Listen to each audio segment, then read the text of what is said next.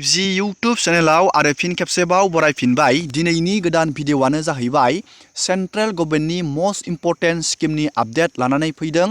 बे स्किमनि डिटेल्सखौ जोङो नैबे भिडिअनि गेजेरजों नायगोन। नोंथाङा बे स्किमाव एप्लाइ खालामनानै माबायदि बेनिफिट आरो बे स्किमाव एप्लाइ खालामनो थाखाय माबायदि एलिजिबिलिटि क्राइटेरिया थानांगोन, जोङो नैबे भिडिअनि गेजेरजों ए टु जेड डिटेल्सखौ नायगोन। बे स्किमानो जाहैबाय मस्ट इम्पर्टेन्ट स्किम। जोङो बे स्किमनि आपडेटखौ नायगोन। नोंथाङा भिडिअखौ जोजासे नायलांबाय थाबानो जाबाय आरो बेबायदिनो गोदान गोदान आपडेट डिटेल स्किम डिजिटेल खौरां मिथिनो थाखाय चेनेलाव गोदानबा चेनेलखौ साबस्क्राइब बानायबानो जाबाय। बे स्किमानो जाहैबाय अटल पेन्सन यजना। अटल पेन्सन यजनायाव जुदि नोंथाङा एप्लाइ खालामो, नैबेयाव रोखायै लिरनाय दं, जुदि नोंथाङा अटल पेन्सन यजनायाव एप्लाइ खालामनानै लायो अब्ला नोंथांनि जिउनि रैखाथिया नोंथांजों लोगोसे दं। नैबेयाव रोखायै लिरनाय दं, बे स्किमाव एप्लाइ खालामनानै नोंथाङा दानसेयाव 1000 निफ्राय लानानै 5000 नोंथाङा राङारि अनसुंथाइ मोननो हागोन दान मोनफ्रोमबो। जेब्ला नोंथाङा 60 बोसोर जागोन अब्ला नोंथांनि सोलेरा खामानि मावनाया बन्द जागोन, अब्ला नोंथाङा उननि जिउखौ दैदेनलांनो थाखाय नोंथाङा पेन्सन महराव नैबे 1000निफ्राय लानानै 5000 नोंथाङा राङारि अनसुंथाइ मोनगोन दान मोनफ्रोमबो। नोंथांनि बैसो हिसाबै नोंथाङा बेयाव गभर्नमेन्टनो फैसा पे खालामनांगोन, फैसा दोननांगोन। जेब्ला नोंथाङा 60 बोसोर जागोन अब्ला नोंथाङा बेखिनि रांखौ नोंथाङा मोननो हागोन। जोङो दिनैनि नैबे भिडिअनि गेजेरजों बेयाव नोंथाङा बोरै एप्लाइ बानायनो, माबायदि एलिजिबिलिटि क्राइटेरिया थानांगोन, जोङो बेनि नेमफोरखौ नैबे भिडिअनि गेजेरजों नायगोन। नैबे मोनसे गभर्नमेन्टआनो पेराग्राफ बहननानै होदों, बर' रावावनो रोखायै लिरनाय दं। जों बे पेराग्राफनि जोहै रोखायै नायनोसै। नैबेयाव लिरनाय दं, अटल पेन्सन यजना, जायखौ बुङो APY, नैबेयाव लिरनाय दं, बेनि मुलाम्फाफोर। नखरारि सोद्रोमाफोर मुं सायख'जानायनो गासै रां दोनथुमनायखौ होफिननायजों लोगोसे सागान खालामग्रा एबा बायग्रा साबस्क्राइबारफोरनो राङारि पेन्सन। जेब्ला नोंथाङा बेयाव फैसा दोनगोन पेन्सन हिसाबै, नोंथांनो बेयाव फैसाखौ होफिननायजों लोगोसे नोंथांनो बेयाव पेन्सन होगोन होननानै बेयाव रोखायै लिरनाय दं। नैबे सेन्ट्रेल गभर्नमेन्टआनो बहनना होनाय। नैबेयाव लिरनाय दं, सासे मानसिया बेसेबां पेन्सन मोननो हागोन, बे स्किमाव एप्लाइ खालामनानै सासे मानसिया बेसेबां पेन्सन मोननो हागोन। नैबेयाव लिरनाय दं, 1000निफ्राय लानानै 5000 रांनि पेन्सननि राङा बायग्राजों सायख'जानाय दोननायनि हार आरो बुथुमनाय समफारिनि समाव होनाय नेम बायदि रां होनायनि सायाव सोनारो। नोंथाङा नोंथांनि बैसो हिसाबै बेसे फैसा दोनो, बेसे समसिम दोनो, बेनि सायाव नोंथांनो बेखिनि रांखौ होगोन। 1000, 2000, 3000, 4000, 5000 नोंथाङा दान मोनसेयाव मोननो हागोन। नैबेयाव लिरनाय दं, अटल पेन्सन यजनायाव बिथांखियाव सोर आरो माबोरै बाहागो लानो हायो। बेयाव रोखायै लिरनाय दं, 18 आरो 40 बोसोर बैसोनि गेजेराव थानाय भारतनि जायखिजाया नोगोरारि जाय आयनि खाजोना होनो नाङा, बेबायदि सुबुङा बे बिथांखियाव एप्लाइ खालामनो हागोन, बाहागो लानो हागोन। नोंथांनि बैसोआ 18 बोसोर जानांगोन आरो नोंथाङा भारतारि जायखिजाया थागिबि जानांगोन आरो नोंथाङा टेक्स पे खालामि मानसि जानांगोन। अब्लानो नोंथाङा बे स्किमाव एप्लाइ खालामनो हागोन। आरो नोंथाङा बेयाव बोरै एप्लाइ खालामनो हागोन, नैबेयाव लिरनाय दं, नोंथांनि दालाय बेंक माने नोंथांनि स्टेट बेंकआनो जा सेन्ट्रेल बेंकआनो जा, नोंथांनि ब्रान्सआव थांनानै नोंथाङा बेयाव डिजिटेल प्लेटफर्मनि गेजेरजों नोंथाङा बेयाव एप्लाइ बानायनानै लानो हागोन आरो नोंथांनो बेयाव रेबथुमलाइ हरगोन। नोंथांनिया जेब्ला बेयाव एप्लाइ बानायो, नोंथांनो बेयाव रेजिस्ट्रेसन फर्मखौ नोंथांनो होनांगोन। बेयाव कन्ट्रिबिउसन फ्रिकुवेन्सिनि सोमोन्दै गुवारै फोरमायनाय थागोन। नोंथांनि बे पेन्सननि बागै नोंथांनो गांसे फर्म हरगोन, बेयाव रोखायै फोरमायनो थागोन, बेयाव गासैबो नाम्बारा थागोन। दानिया नैबेयाव नोंथाङा फैसाखौ बोरै दोननांगोन, बेयाव अट' डेबिट माने नोंथांनि बेंकनिफ्रायनो बेयाव अट' डेबिट जागोन फैसाया नोंथांनि बैसो हिसाबै।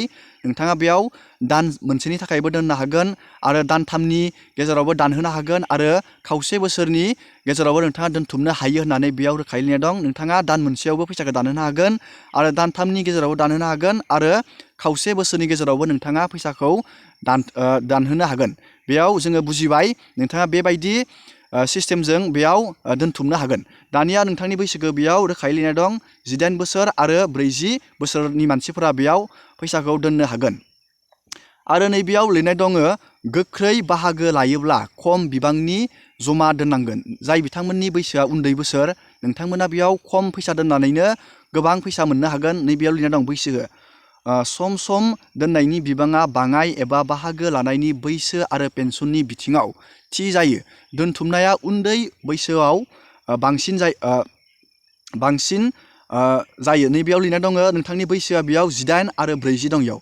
जाय बिथांमोना 18 बोसोर नोंथाङा दानसेयाव 42 रां दोनोब्ला नोंथाङा नैबेखिनि 60 बोसोर जायोब्ला 1000 रांखौ मोनगोन। नोंथाङा जाय बिथांमोना 18 बोसोर नोंथाङा दानसेयाव 42 रां दोनोब्ला नोंथाङा 1000 रांखौ मोनगोन। आरो नोंथाङा जाय बिथांमोना 18 बोसोर नोंथाङा दानसेयाव 210 रां दोनोब्ला नोंथाङा 5000 रां नोंथाङा फैसा मोननो हागोन।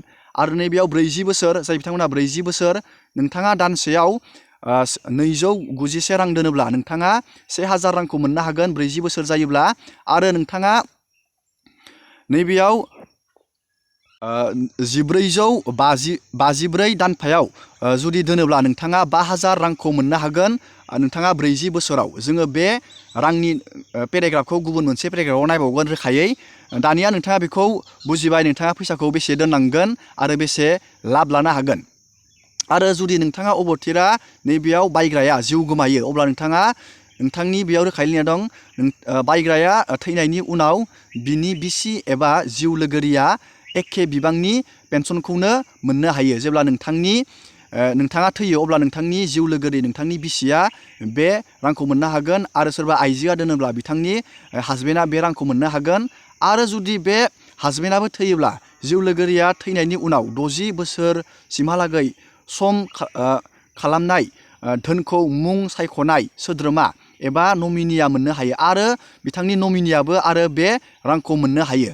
आरो नोंथाङा बेखौ बोरै एप्लाइ बानायनो नैबेयाव आङो लिरखानाय दं। नोंथाङा खाथिनि दालाइ ब्रान्स नोंथांनि खाथिनि दालाइ ब्रान्स नोंथांनि बेंकनि ब्रान्सआव थांनांगोन। नोंथाङा डाइरेक्ट बेंकआव थांबाबो बेखौ एप्लाइ बानायनो हागोन। बेयाव गासैबो कन्टेक्ट नाम्बार दं। आरो नोंथांनि वेबसाइटआबो नैबेयाव रोखायै लिरनाय दं। नोंथाङा बे कन्टेक्ट नाम्बाराव कल खालामनाबो बे स्किमनि सोमोन्दै गुवारै मिथिनो हागोन। आरो नैबे वेबसाइटनि जोहैबो नोंथाङा मिथिनानै लानो हागोन।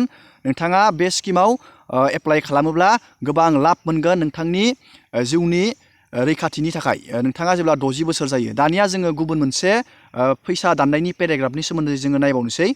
नैबेयाव रोखायै लिरनाय दं नोंथाङा जुदि 18 बोसोर जायो नोंथाङा 42 रां दोनोब्ला नोंथाङा 1000 बेखिनि रांखौ मोनगोन। आरो नोंथाङा दानसेयाव 84 रां दोनोब्ला नोंथाङा 2000 रां मोननो हागोन। आरो नोंथाङा 126 रां दोनोब्ला नोंथाङा 3000 रांखौ मोननो हागोन। आरो नोंथाङा 168 रां दोनोब्ला नोंथाङा 4000 रांखौ मोननो हागोन। आरो नोंथाङा 210 बेखिनि रांखौ दोनोब्ला नोंथाङा 5000 रांखौ मोननो हागोन। नैबेयाव नोंथाङा गावबा गावनि बैसो हिसाबै नोंथाङा बेबायदि नायनानै लानांगोन।